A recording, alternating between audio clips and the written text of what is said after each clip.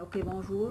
Maintenant, on va commencer la deuxième partie dans le fondement économique de l'intégration européenne concernant l'intégration monétaire. C'est-à-dire que dans l'introduction, on a fait la construction européenne avec les différentes étapes de la construction européenne.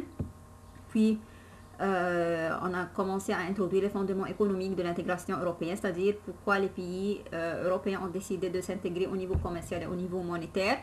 Dans l'intégration commerciale, on a étudié les différentes théories des échanges commerciaux et qui expliquent pourquoi est-ce que les pays s'intéressent à libéraliser les échanges entre eux-mêmes. Puis on a utilisé les théories de l'union douanière pour savoir pourquoi est-ce que les pays s'intéressent à éliminer les barrières tarifaires entre eux-mêmes aussi et quel est l'effet de cela sur le bien-être d'un pays. Et maintenant on passe vers la deuxième partie dans les fondements économiques de l'intégration européenne qui est principalement les théories de l'intégration monétaire. Ici on va faire la base théorique, puis il y a une deuxième partie dans l'intégration monétaire qui explique l'historique de l'intégration monétaire des pays européens. Dans cette partie théorique, on va étudier le concept de la monnaie unique et les différentes théories qui expliquent c'est quoi une zone monétaire optimale. Donc, le plan du cours principalement, c'est quel est le cadre théorique des critères de convergence de Maastricht, parce qu'on sait que le traité de Maastricht a été signé en 1992 et ce traité, il imposer des critères qui visent à faciliter l'intégration monétaire des pays européens. Donc, quels sont les concepts de base sur lesquels se fonde le traité de Maastricht? Et après ça, on va passer aux théories des zones monétaires optimales. Puis, dans la deuxième partie, on va savoir est-ce que l'union économique et monétaire, c'est-à-dire la zone euro, elle est une zone monétaire optimale, oui ou non? Et ici, on va faire un test des critères des zones monétaires optimales.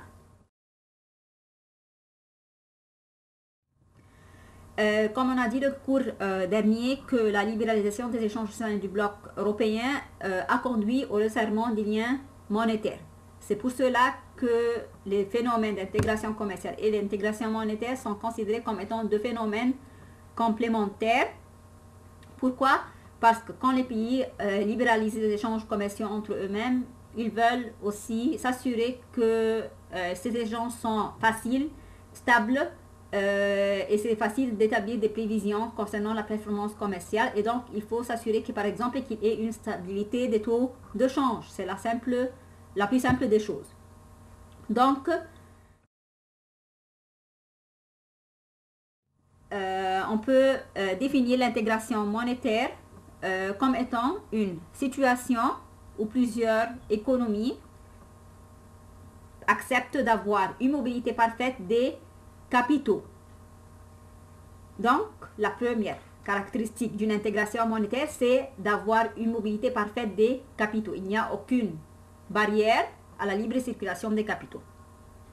Deuxième caractéristique, les monnaies sont parfaitement liées, c'est-à-dire par un taux de change qui est fixe. C'est-à-dire que la France doit fixer son taux de change par rapport à l'Allemagne, l'Allemagne par rapport à l'Italie et ainsi de suite. Et aussi cette intégration monétaire peut se caractériser par l'existence d'une monnaie unique ou d'une union monétaire.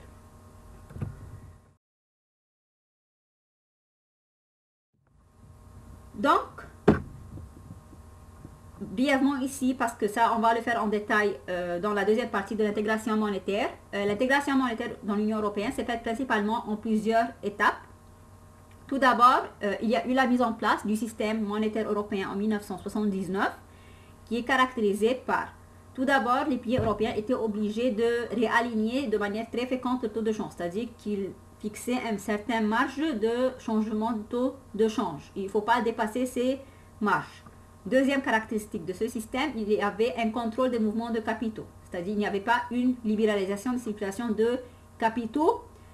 Et l'objectif principal de cela, c'est de laisser une marge de manœuvre pour les politiques monétaires. Parce qu'il y a un triangle qu'on appelle un triangle d'incompatibilité qui implique le fait que ce n'est pas facile de réaliser les trois objectifs d'une libre circulation de capital, d'avoir un taux de change libre et en même temps d'assurer une autonomie de la politique monétaire. Autonomie de la politique monétaire veut dire que la politique monétaire, elle est autonome, c'est-à-dire elle vise seulement à réduire les taux d'inflation ou à assurer une stabilité des niveaux généraux de prix. Et donc, l'objectif principal du système monétaire européen, c'est de laisser une marge de manœuvre pour les politiques monétaires nationales. Puis, il y avait un groupe de réflexion qui a été constitué en 1989 par les grands économistes des pays européens pour créer une union économique et monétaire en 1989. Et ici, ils ont décidé de remplacer les monnaies nationales par une monnaie unique qui sera gérée par une banque centrale unique pour le compte des pays membres.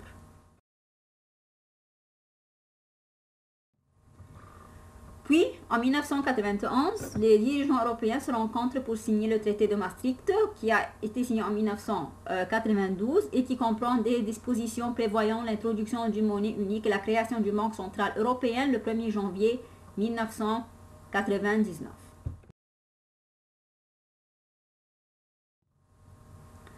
Donc, quels sont les critères qui ont été inclus dans le traité de Maastricht? Ce sont des critères macroéconomiques qui visent à assurer la convergence entre les pays membres ou qui veulent devenir membres de la zone euro sur plusieurs plans. Tout d'abord en termes d'inflation, en termes du taux de change, en termes du budget public et en termes de dette publique. Tout d'abord, le taux d'inflation de chaque pays.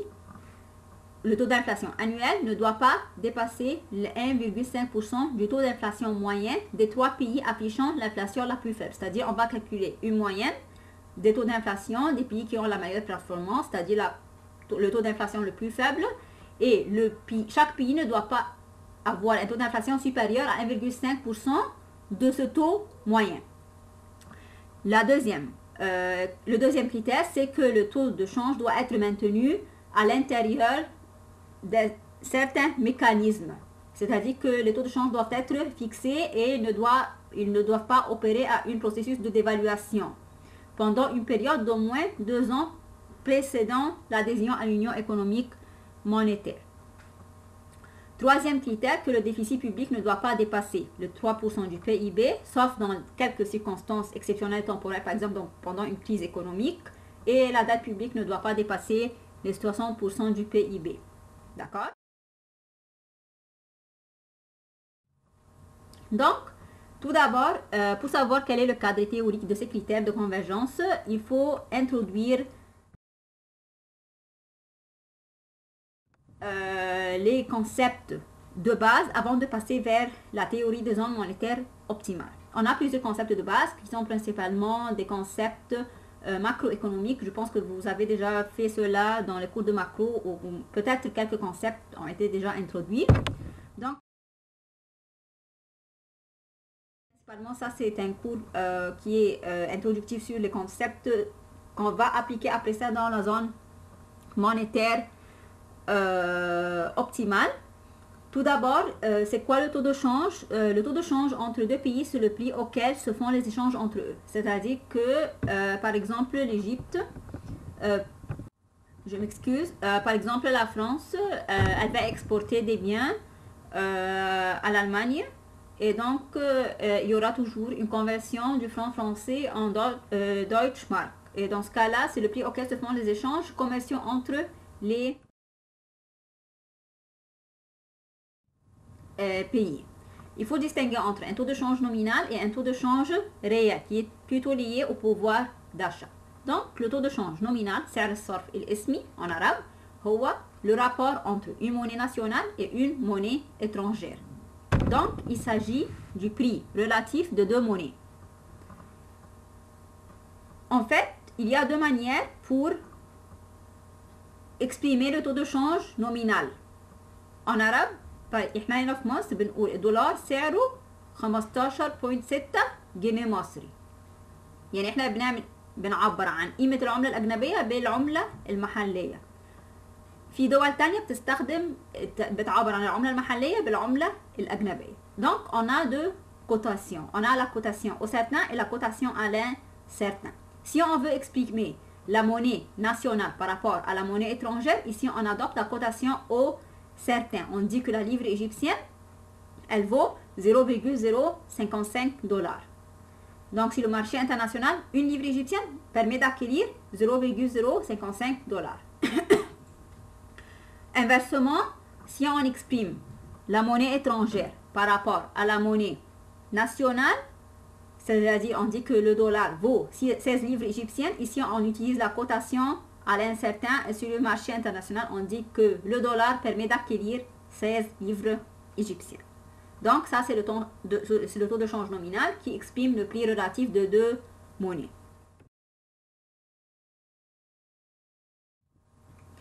Donc, si on veut exprimer comment est-ce que le taux de change varie, dans un système de change libre, principalement, on parle d'appréciation, de dépréciation, tandis que dans un système de change fixe, on parle d'une dévaluation et d'une réévaluation. Et on va parler de cela après, mais pour simplifier, on va ici parler d'une appréciation et d'une dépréciation. Quand est-ce qu'on a une appréciation du taux de change? Si on a une augmentation du prix de la monnaie nationale par rapport à la monnaie étrangère. Et donc, cela correspond à quoi? Si on va suivre la cotation au certain, le taux de change augmente. Tandis que si on va suivre la cotation à l'incertain, cela correspond à une baisse du taux de change. Pourquoi? Parce que la cotation à l'incertain exprime la valeur de la monnaie étrangère par rapport à la monnaie nationale. Donc, si la monnaie nationale augmente par rapport à la monnaie étrangère, cela implique que la monnaie étrangère baisse par rapport à la monnaie nationale. Donc, le taux de change à l'incertain va diminuer. Aussi, pour la dépréciation, c'est lorsque la valeur de la monnaie nationale baisse par rapport à la monnaie étrangère. Donc, si on suit la cotation au certain, cela implique une baisse du taux de change. Tandis que si on suit la cotation à l'incertain, cela correspond à une hausse du taux de change. D'accord?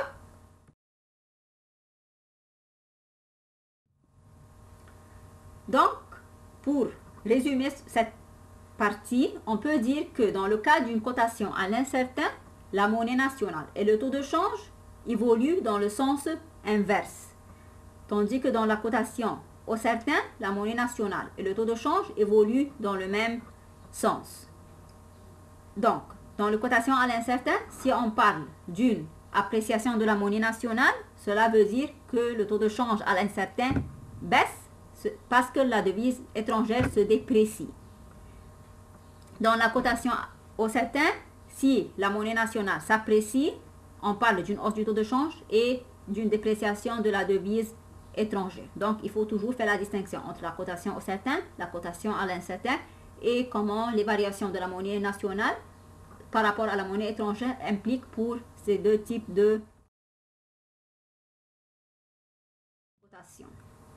Donc, le premier concept de base était le taux de change nominal. Le taux de change réel, c'est plutôt lié au pouvoir d'achat des pays et donc ça exprime le prix relatif des deux biens ou de deux paniers de biens entre deux pays. Ici, on va assumer le pays domestique qui est un pays européen comme la France et un pays étranger, les États-Unis. Et donc, ce taux de change réel, il correspond au rapport de deux pouvoirs d'achat et il est utilisé comme un indicateur de la compétitivité prix d'un pays. يعني هو بيستخدم كمؤشر للتنافسية بتاعة الدول.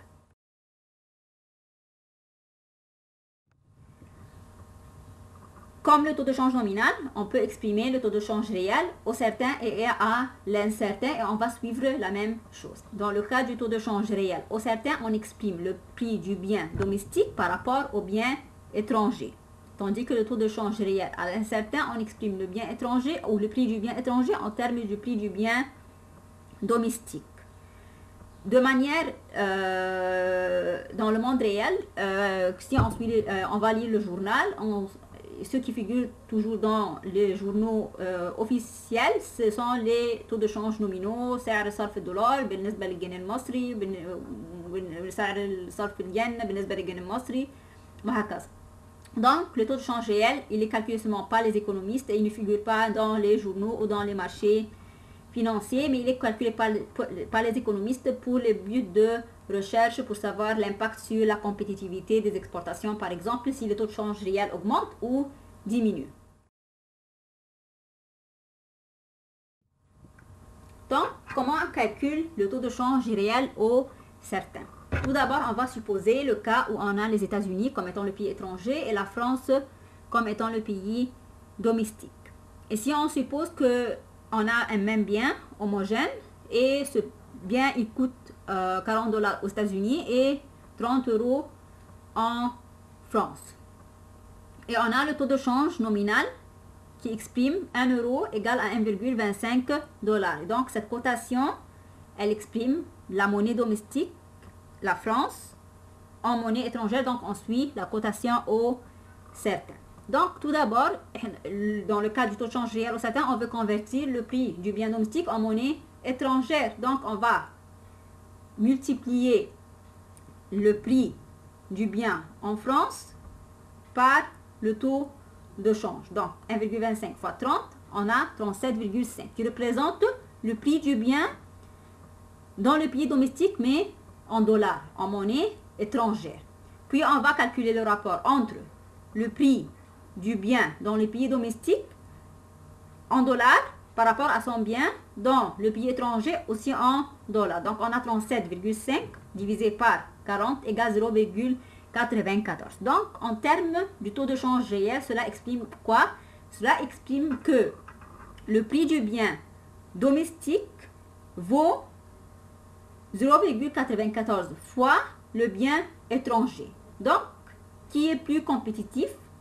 Ici, le bien domestique, le pays domestique, il a un prix relativement plus faible et donc il est plus compétitif que le pays étranger. D'accord? Si maintenant on passe vers le taux de change réel à l'incertain, on va aussi supposer le cas de deux pays, les États-Unis et la France. On a le prix du bien aux États-Unis égal à 40 et en France égal à 30. Mais aussi, dans ce cas-là, on va suivre la cotation à l'incertain. Donc, on doit exprimer le prix du dollar par rapport à l'euro. C'est-à-dire, on va dire qu'un dollar, il vaut 0,8 €. Donc, tout d'abord, qu'est-ce qu'on va faire? Parce que le taux de change réel exprime le prix du bien étranger par rapport au bien national, le prix du bien dans le pays étranger par rapport à son prix dans le pays domestique, on doit convertir le prix du bien dans le pays étranger en monnaie nationale. Donc, on va multiplier les 0,8 € par les 40 $. Pourquoi? Pour obtenir le prix du bien aux États-Unis, mais en euros.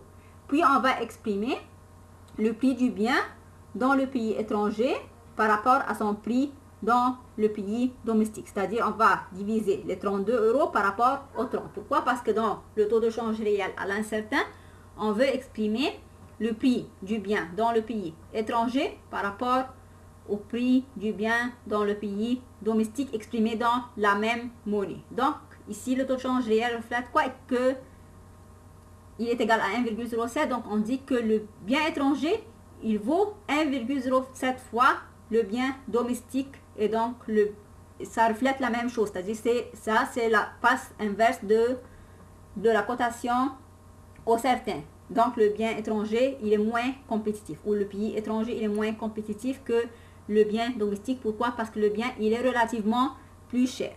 Pourquoi on parle de compétitivité? Parce que, étant donné que le pays étranger, il produit le bien à un prix plus élevé, donc, si les deux pays veulent exporter, les consommateurs des autres pays vont préférer d'acheter auprès du pays qui vend le bien moins cher. Donc, on dit que le bien domestique, il est plus compétitif. يعني بيتم تفضيله.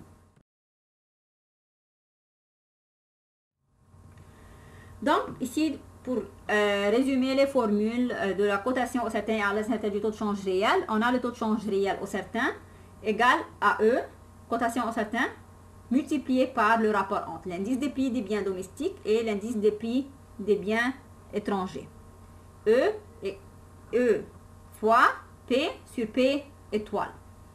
Et le taux de change réel à l'incertain, on a E cotation égale à E, cotation à l'incertain, multiplié par l'indice des prix étrangers, divisé par l'indice des prix domestiques. Donc, on a E, le taux de change nominal à l'incertain, multiplié par le rapport prix P étoile, le prix étranger, et divisé par le prix domestique. D'accord? Donc, pour le taux de change nominal et le taux de change réel, on a deux cotations, au certain et à l'incertain. Au certain, on exprime ce qui est domestique en termes étrangers et à l'incertain, on exprime ce qui est étranger en termes domestiques.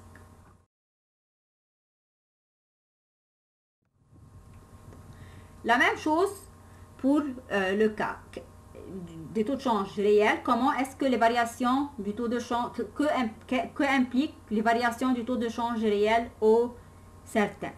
Si les prix domestiques augmentent plus fortement que les prix étrangers, c'est-à-dire on a maintenant le rapport et le taux de change réel, on le symbolise par R.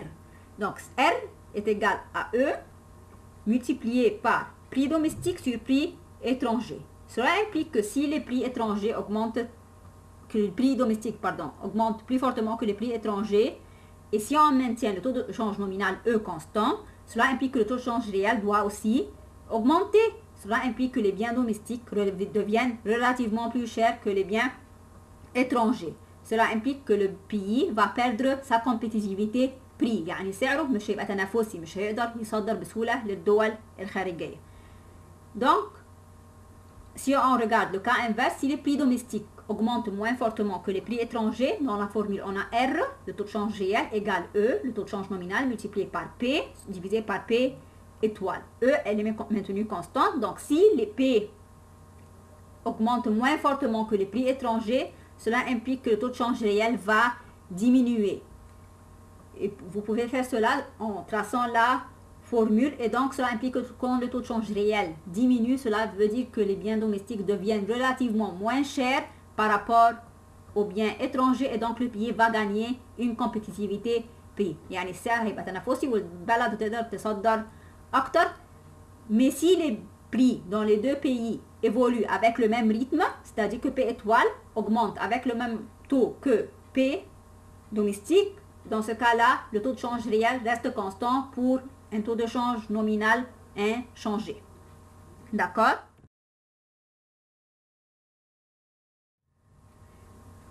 Le cas du taux de change réel à l'incertain. Si le taux de change, dans le cas du taux de change réel à l'incertain, si on suppose que les prix domestiques augmentent plus fortement que les prix étrangers et le taux de change nominal reste constant. Dans ce cas-là, le taux de change réel est égal à E à l'incertain, qui reste constant, multiplié par P étoile, divisé par P. Dans ce cas-là, si les prix domestiques augmentent plus fortement que P étoile, cela implique que le taux de change réel va diminuer. Tandis que les biens domestiques deviennent relativement plus chers. Donc, on regarde le taux de change réel qui a diminué, mais en même temps, les biens domestiques ont augmenté, leur prix a augmenté plus fortement que le prix des biens étrangers. Donc, le pays va perdre une compétitivité.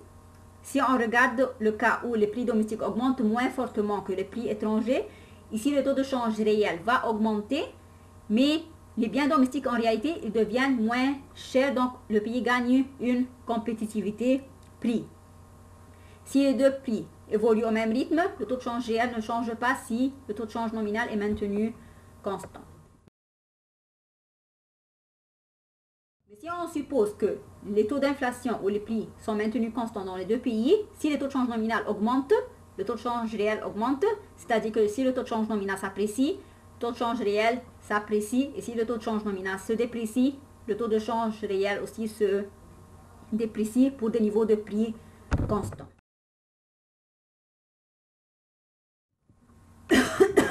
Donc ça c'était le taux de change nominal, ça c'était le taux de change réel. On a fait la cotation au certain, la cotation à l'incertain, et quels sont les différents types de variations des prix domestiques et des prix étrangers, et quel est leur impact sur les cotations à l'incertain et les cotations au certain. Maintenant, il y a un autre type de taux de change qu'on appelle le taux de change effectif, اللي هو سعر الصرف الفعلي, qui est considéré comme étant un taux de change multilatéral. Pourquoi? Parce que parfois, par exemple, ici on suppose le cas de la France, qui est un partenaire commercial avec les autres pays européens. Donc, la France s'intéresse à calculer un taux de change multilatéral, c'est-à-dire elle va calculer le taux de change entre le franc français et le Deutschmark, entre le franc français et la monnaie de la Grèce, entre le franc français et la monnaie de l'Italie, et ainsi de suite. Donc, elle va calculer une moyenne des taux de change bilatéraux, soit nominaux, soit réels, mais ces taux de change bilatéraux sont pondérés par quoi? Par la part de chaque partenaire dans le commerce du pays domestique. C'est-à-dire que on va calculer la part de la Grèce dans le commerce total de la France, et on utilise cette part comme étant la moyenne qui pondère la valeur bilatérale entre les deux monnaies. La même chose pour le commerce entre la France et l'Italie. On va calculer une moyenne, on va calculer la part de l'Italie dans le commerce français pour l'utiliser comme pondération de la valeur nominale entre le taux de change de la France et de la monnaie italienne. Donc, on calcule une moyenne des taux de change bilatéraux. Et ici, de manière générale, le taux de change effectif nominal, il est calculé en se basant sur les taux de change nominaux sans tenir compte des différences de pouvoir d'achat. D'accord? Pour la France, c'est une moyenne pondérée des taux de change de l'euro. Par exemple, si on suppose maintenant après le passage à l'euro, si la France veut calculer un taux de change effectif nominal pour son commerce avec le reste du monde, donc elle va faire une moyenne pondérée des taux de change de l'euro par rapport aux monnaies, par exemple, des autres pays concurrents, comme les pays de l'OCDE. D'accord? Donc, elle va voir quels sont les pays membres de l'OCDE. Elle va calculer une moyenne pondérée de la valeur nominale des taux de change nominaux entre les pays membres de l'OCDE. Tandis que le taux de change réel effectif, ici, il va tenir compte des pouvoirs d'achat. Il va calculer le prix moyen des biens domestiques par rapport au prix moyen des biens des partenaires commerciaux. Et les taux de change réels, effectifs, nominaux et réels sont toujours calculés par le FMI. Donc, le taux de change effectif réel, il tient compte du pouvoir d'achat et calcule une moyenne des prix des biens domestiques par rapport au prix des biens des partenaires commerciaux. D'accord?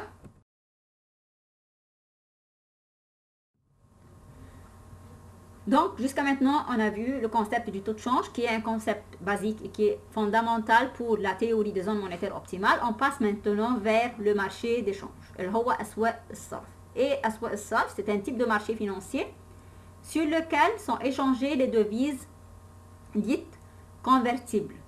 En anglais, on l'appelle le forex. Et donc, le forex, c'est l'endroit où différents acteurs peuvent s'échanger entre eux, soit les monnaies étrangères ou monnaie nationale et des dépôts bancaires libellés en monnaies différentes.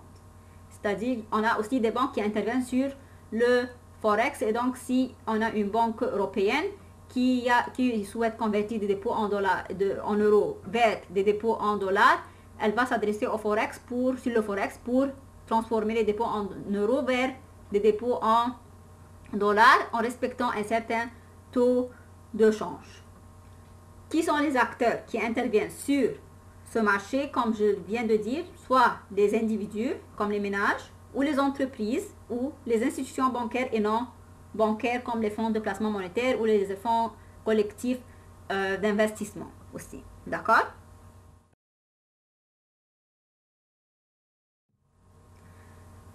Maintenant, on passe vers le régime de change. C'est quoi le régime de change؟ أنواع نظم سعر الصرف. يبقى maintenant احنا اتكلمنا عن le taux de change اللي هو سعر الصرف، أنواع ما هو ايه هو سوق الصرف، وبعدين هنتكلم عن نظام سعر الصرف. Donc le régime de change, il désigne l'ensemble des règles pour lesquelles un pays ou un ensemble de pays organise la détermination des taux de change. D'accord?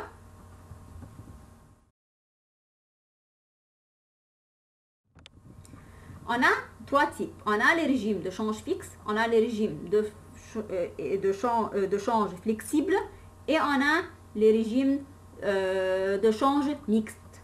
D'accord? Pour le régime de change fixe, ici on va fixer la valeur d'une monnaie par rapport à une autre. où le cours d'une devise est fixé par rapport à un étalon. C'est-à-dire que, par exemple, ici en Égypte, par exemple, on fixe la valeur de la livre égyptienne par rapport au dollar. Et on appelle le dollar comme étant la monnaie d'ancrage, sur laquelle on fixe la valeur de la livre égyptienne. Le dollar devient l'étalon. Parfois, les pays peuvent fixer la valeur de leur monnaie nationale par rapport, non pas à une seule monnaie, par rapport à un panier de monnaies. Et on va voir cela dans l'historique de l'intégration monétaire. Dans ce régime de change fixe, la Banque centrale fixe le taux de change. Et pour faire cela, la Banque centrale doit toujours intervenir sur les marchés d'échange. Pourquoi? Pour acheter et vendre les devises étrangères contre la devise nationale pour maintenir le taux de change fixe. Donc si par exemple on suppose le cas de l'Égypte où on fixe le dollar à 16 livres égyptiennes et la Banque centrale décide de maintenir ce cours constant, on l'appelle le cours pivot ou la parité fixe, ou le taux de change de référence. Mais s'il y a un risque que la livre égyptienne perd sa valeur et que la valeur du dollar augmente jusqu'à 20 livres égyptiennes. Donc la Banque centrale va intervenir pour maintenir la valeur de la livre égyptienne en achetant la livre égyptienne et en vendant le dollar. C'est-à-dire elle va augmenter la demande sur la livre égyptienne pour augmenter sa valeur et elle va augmenter l'offre du dollar pour réduire sa valeur et cela afin de maintenir le taux de change fixe. Donc, le régime de change fixe est basé sur le maintien d'un taux de change ou de parité fixe avec une monnaie étrangère qu'on appelle la monnaie d'ancrage, et la plupart des pays en voie de développement maintiennent une parité fixe avec la monnaie étrangère ou avec un panier de monnaie. Si parfois, dans quelques cas exceptionnels, les banques centrales décident d'intervenir pour changer leur parité fixe, on parle d'une dévaluation ou d'une réévaluation. C'est-à-dire que la Banque centrale de l'Égypte peut décider, maintenant nous sommes dans un régime flexible de manière relative. Mais si nous sommes dans un régime fixe et le dollar vaut 16 livres égyptiennes et la banque décide de réduire la valeur de la livre égyptienne, on va parler d'une dévaluation.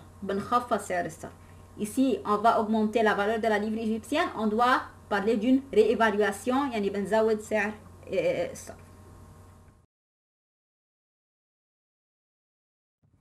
Des talents de change ou le Code Exchange Standard. Tout d'abord, la plupart des pays fixent la valeur de leur monnaie nationale par rapport au dollar. C'est-à-dire on avait des marges de fluctuation limitées à plus ou moins 1%.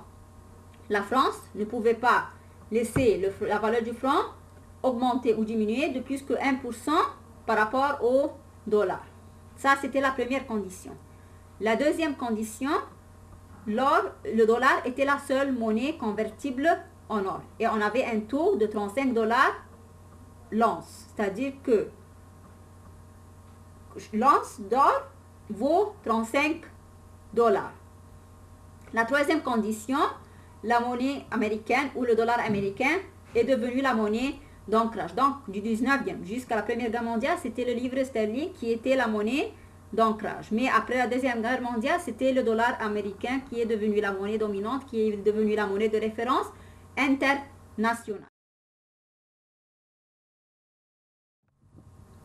Puis, de 1971 et 1973, on avait les périodes de choc pétrolier et il y avait une poussée inflationniste et les États-Unis ont tenu compte du fait que la valeur du dollar ne pouvait plus être constante et on pouvait plus, la plupart des pays européens surtout ont décidé que c'est très difficile pour eux de maintenir leur monnaie, la valeur de leur monnaie fixe par rapport au dollar, et le dollar a été dévalué 2 fois en 1971 et 1973 et graduellement le système il a disparu, il s'est effondré pour le profit du système de change flottant, et on va prendre cette partie en détail quand on va parler de l'historique de l'intégration monétaire. Au niveau des pays européens, beaucoup de pays ont adhéré au système de change fixe, c'est-à-dire que ce système était un des fondements principaux sur lesquels les pays ont décidé de déclencher le processus d'intégration monétaire. La Belgique, l'Espagne, la France et l'Italie ont adopté ce système en 1980 en mettant en place le système monétaire européen qui était la première phase de l'intégration monétaire.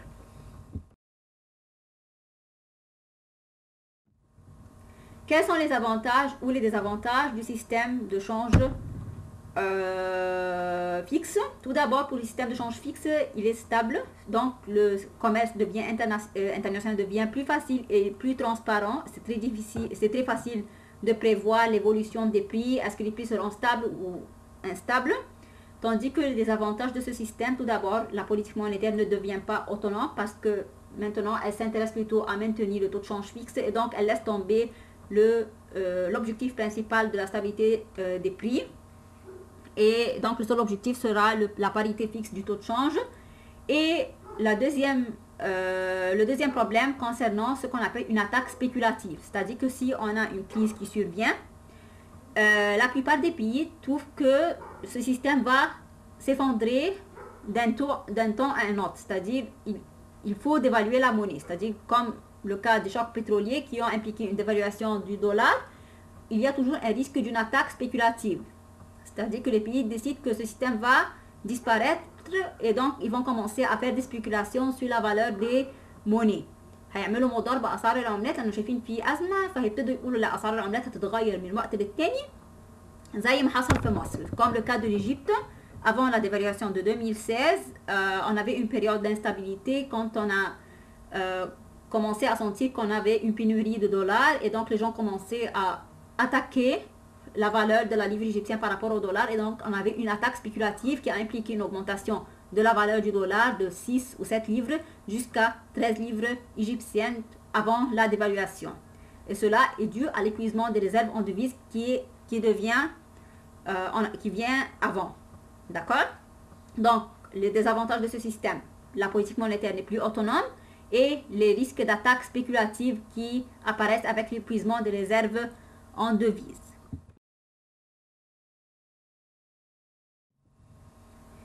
Le deuxième type de régime de change, ce sont les régimes de change flottants et à l'inverse du système de change fixe, le taux de change il flotte librement c'est-à-dire il change en fonction de l'offre et de la demande sur le marché d'échange ou en fonction des forces du marché et donc il peut s'ajuster de manière instantanée aux variations des conditions économique. Et donc, les autorités monétaires, principalement la Banque centrale, n'interviennent jamais dans l'administration du taux de change sur le marché d'échange. Ce régime est appelé un régime de flottement pur. Quels sont les avantages? Ce système, il permet une autonomie de la politique monétaire. Pourquoi? Parce que maintenant, les banques centrales n'interviennent pas pour maintenir le taux de change fixe, c'est-à-dire que la Banque centrale va ni acheter ni vendre les devises par rapport à la monnaie nationale. Et donc, on a plutôt, on fixe la priorité pour la stabilité des prix ou des emplois et donc on assure une autonomie de la politique monétaire. يعني بنخصص السياسة النقدية لهدفها الرئيسي هو تثبيت الأسعار أو إن احنا نخفض معدلات التضخم. Pour les désavantages de ce système, il est très volatile et donc cela peut avoir un effet négatif sur le commerce international. On a des régimes de change intermédiaires qu'on appelle des régimes mixtes ou hybrides. On a deux types. Soit on a un régime de changement de flottement administré ou impur, soit on a un système de change fixe mais glissant. Donc, c'est quoi la différence entre les deux types de systèmes? Pour les régimes flottants administrés ou le flottement impur, les banques centrales contrôlent les fluctuations de leur monnaie sans maintenir des parités fixes. C'est-à-dire, on peut fixer une marge de fluctuation de plus ou moins 2%, de plus ou moins 1,5%. Tandis que dans le régime d'ancrage glissant, en anglais c'est le crawling peg, le taux de change il est en principe fixe. On a une parité de référence, mais cette parité de référence, elle est modifiée si on veut compenser les écarts d'inflation dans les pays d'ancrage. C'est-à-dire que si on suppose que on va supposer que l'inflation augmente dans les pays étrangers, cela implique une baisse du taux de change nominal. On va voir cela dans la parité, dans la loi du prix unique et la parité de pouvoir d'achat. La loi du prix unique, selon cette loi, si on suppose qu'on est dans des marchés concurrentiels et qu'on n'a pas de coût de transport et il n'y a pas de barrière à l'échange, un même bien doit être vendu au même prix, exprimé dans la même monnaie dans différentes économies. Donc, dans le long terme, si un bien est échangeable, son prix exprimé dans une monnaie doit être égal pour tous les pays s'il est exprimé dans la même monnaie. C'est-à-dire que le prix en dollars de l'acier doit être égal en France, en Égypte, aux États-Unis. D'accord?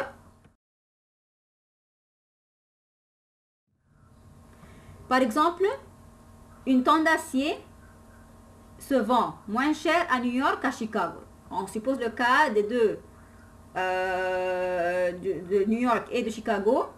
Et ici interviennent les arbitragistes spécialistes.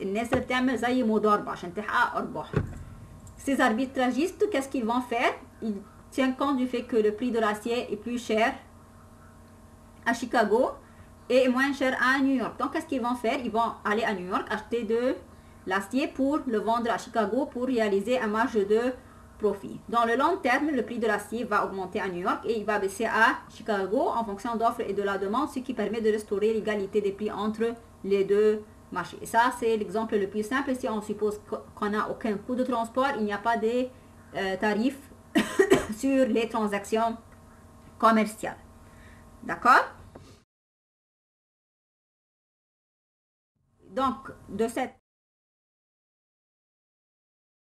loi de unique, on dit qu'on a deux versions. On a la PPA absolue qui permet de calculer un taux de change nominal qui égalise entre les prix des biens entre les deux pays. Et cette version de PPA absolue suppose que le taux de change réel R est constant. D'accord?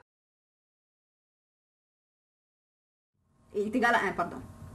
Pour la PPA relative, elle nous exprime plutôt comment est-ce que les taux de change s'ajustent pour compenser les différences entre le niveau général des prix dans les deux pays. Donc, cette version de PPA relative dit quoi? Elle dit que la variation en pourcentage du taux de change entre deux monnaies est égale à la différence des variations en pourcentage du niveau général des prix entre les deux pays. D'accord? Donc, si on a la formule de la version absolue est égale à E égale à P sur P étoile. D'accord? Il y a une règle mathématique qui dit que les variations en pourcentage d'un rapport est égale à la variation en pourcentage de la différence entre les composantes de ce rapport. C'est-à-dire que maintenant, on calcule la variation en pourcentage du taux de change nominal E est égal à la variation en pourcentage du rapport P sur P étoile.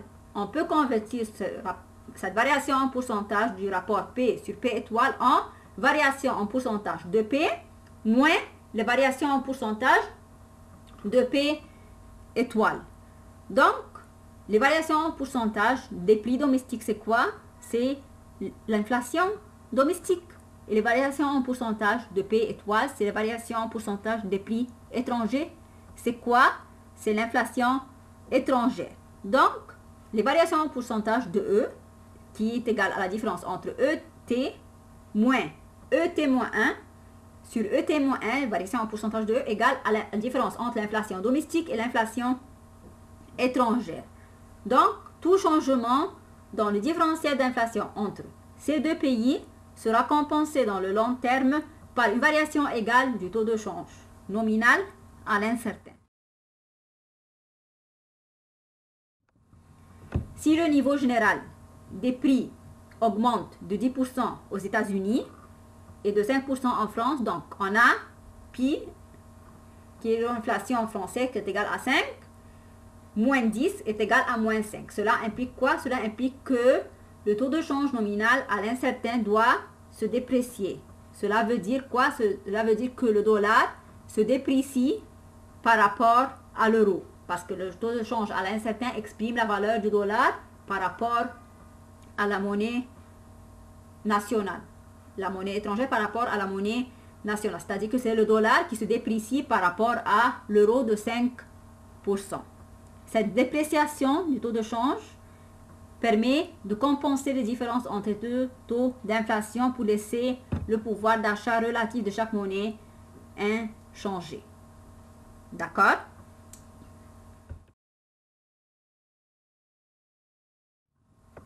Donc, pour terminer, il faut dire que la PPA relative n'impose pas une relation proportionnelle entre le taux de change et le rapport des prix, mais entre les variations des taux de change nominal et les variations du différentiel d'inflation. La différence entre pi et pi étoile, c'est le différentiel d'inflation. Comment est-ce que cette variation dans le différentiel d'inflation implique un changement dans le taux de change nominal? La PPA relative est donc utilisée quand le niveau général des prix dans les deux pays est calculé à partir de deux paniers de biens différents, c'est-à-dire que on calcule un indice de prix agrégé pour l'ensemble des biens dans les deux pays.